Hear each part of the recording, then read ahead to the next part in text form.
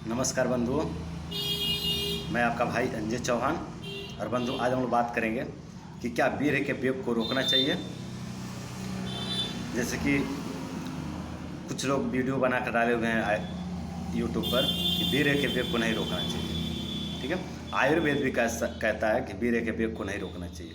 भाई राजीव दीक्षित भी कहे हैं कि बीर के वेग को नहीं रोकना चाहिए। ठीक है, तो इसमें सही क्या है और गलत क्या है, इसको हम पूरे विस्तार से समझ लेते हैं। तो देखिए बंधु, मैं कहता हूँ कि बीर के वेग को जरूर रोकना चाहिए। ठीक है, मैं ऐसा इसलिए कहता हूँ क्योंकि अगर आप बीर के वेग को नहीं रोकते हैं और जब जब बीर का वेग आता है, जब जब काम का वेग आता है, जब जब इच्छा होती है सेक्स करने की, तब तब आप बीर खर्च करते हैं, तो इससे ये होगा कि शरीर खोखला हो जाएगा।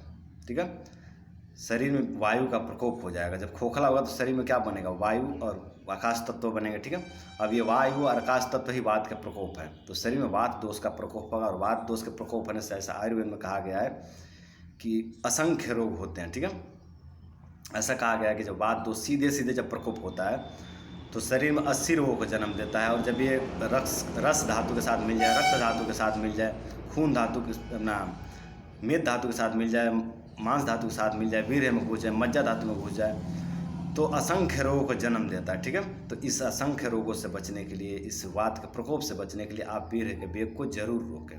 ठीक है, अब समझ लेते हैं कि इस पर राजीव भाई भी कहे हैं कि वीर्य के वेग को नहीं रोकना चाहिए। ठीक है, तो देखिए यहाँ पे राजीव भाई से थोड़ी सी गलती हुई है, थोड़ी सी मिस्टेक हो गया, इसको आप स्वीकार करें। ठीक है, इसको आप स्वीकार करें कि यहाँ पे राजीव भाई थोड़ा मिस्टेक कर दिए हैं, या ऐसा कि राजीव भाई की गलती नहीं, गलती उनकी है जिन वैद्य जिन्हें राजीव भाई को आयुर्वेद बताए थे। ठीक है, उनसे मिस्टेक हुई है और राजीव भाई इस पर बोल दिए।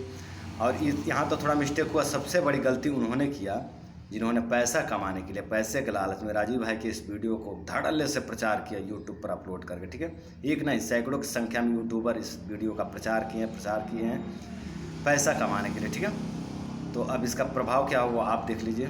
ठीक है, तो यहाँ पे गलती हुई थोड़ा सा। ठीक है, तो खैर इसको भी छोड़ दीजिए, अगर हम इसका सुधार कर सकते हैं और मैं कर रहा हूँ, ये आपकी जिम्मेवारी बनती है कि आप इसका सुधार करें। ठीक है, तो ये मिस्टेक हुई। अब यहाँ आयुर्वेद भी कहता है कि बीर के वेग को नहीं रोकना चाहिए। तब आयुर्वेद ऐसा क्यों कहता है, इसको थोड़ा समझ लेते हैं हम लोग। आयुर्वेद देखिए, आयुर्वेद एक तरफ तो ब्रह्मचर्य की प्रशंसा करता है।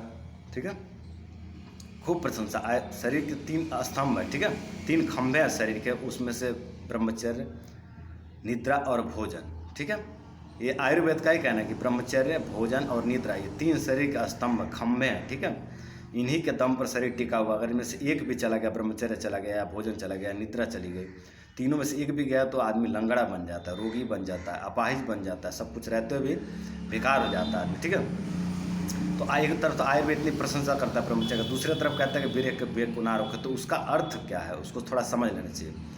देखिए, वीर्य के वेग को न रोकने की बात कही गई आयुर्वेद में, वो इस तरह से कहा गया है कि जब आप संबंध बना रहे हैं, जब वीर्य जो है कि चरम सीमा पर निकलने के लिए, जब वो निकल रहा है उस समय उसको हाथ से दबा करके नहीं रोकना चाहिए। ठीक है, या फिर उस समय आप सेक्स को छोड़ के हटे नहीं, उस सेक्स को पूरा करें आप। ठीक है, तो उसको पूरा करने के लिए कहा गया है, वहाँ पे उसको नहीं रोकना है वीर्य को। ठीक है, अगर वीर्य को रोकते हैं तो ऐसा आयुर्वेद कहता है कि वो रुका हुआ वीर्य जम करके जो है कि नली में, वो तो थैली से निकल गया, शरीर से निकल गया बाहर, वो कहीं नली में रुक करके वो जो है कि असमरी का रूप ले लेगा, पत्थरी का रूप ले लेगा, और वो पत्थरी आपको पेशाब के रास्ते में बनेगा, तो फिर आपको उसको भारी पड़ जाएगा आपके लिए। ठीक है, तो उस पत्थरी का रोग ना हो, और जब पत्थरी होगा, जब शरीर में रुकावट होगा तो शरीर में वात दोष का प्रकोप होगा, ऐसा भी कहा गया। ठीक है, तो आपको पत्थरी ही ना बने आपके नली में, पेशाब के नली में।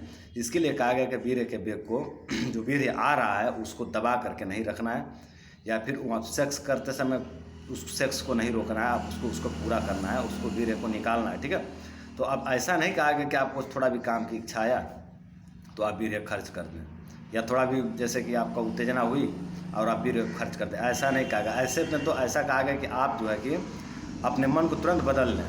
ठीक है, तो आप मन को अपने बदल करके, आप अपने विचार को बदल करके आप वीर्य के वेग को रोकें। अगर मान लीजिए आपके अंदर काम का वेग आया तो आप उसको वेग को जो है कि विचार बदल के आप उसको रोक सकते हैं। अगर आप उसको नहीं रोकते तो जो होगा वो मैं आपको बता दिया हूँ, ठीक है। तो इस तरह से वीर्य के वेग को रोका जाना चाहिए, ठीक है। अब बात करते हैं कि जो बार बार काम का वेग आता है, ये क्या वेग है। जैसे कि दिन में 25 बार आ जाना, जिसमें दिन में 20 बार आना काम का वेग, दिन में 10 बार आना, क्या ये वेग है? तो जी नहीं, ये वेग नहीं है, ये है मानसिक विकृति, मन की विकृति है ये। तो इसका चिकित्सा करना चाहिए, आपने मन पर चिकित्सा करना चाहिए। इसका चिकित्सा है कि आप ब्रह्मचर्य का पालन करें, ब्रह्मचर्य के फायदे को समझें, वीर्य रक्षा के फायदे को समझें, ठीक है। इस तरह से आप जो है कि अपने मन को धीरे धीरे ब्रह्मचर्य में लगाने का प्रयास करें। आप ज़्यादा वीर्य आप वीर्य खर्च से जो नुकसान होता है उसको भी आप समझें कि क्या नुकसान होता है वीर्य खर्च करने से। तब जाके आपकी मानसिकता बदलेगी कि आपको जो है कि काम की तरफ से, सेक्स की तरफ से आपका मन हटेगा, ठीक है। तो ये जो बार बार सेक्स का विचार आता है, ये वेग नहीं है, मन की विकृति है। तो उस विकृति को आप सुधारें, ठीक है। तो आज के लिए इतना ही।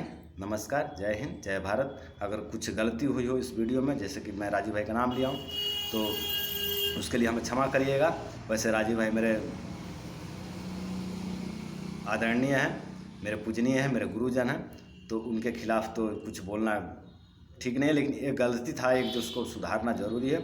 और ये आपकी भी जिम्मेवारी है, मेरा भी जिम्मेवारी है। मैंने अपना जिम्मेवारी पूरा किया, आप भी इसको पूरा करें। और इस तरह के जो राजीव भाई का ये वाला वीडियो है, जो वीर्य के वेग को ना रोकें, ऐसा कहा गया, उस वीडियो का प्रचार प्रसार ना करें। बस इतना ही।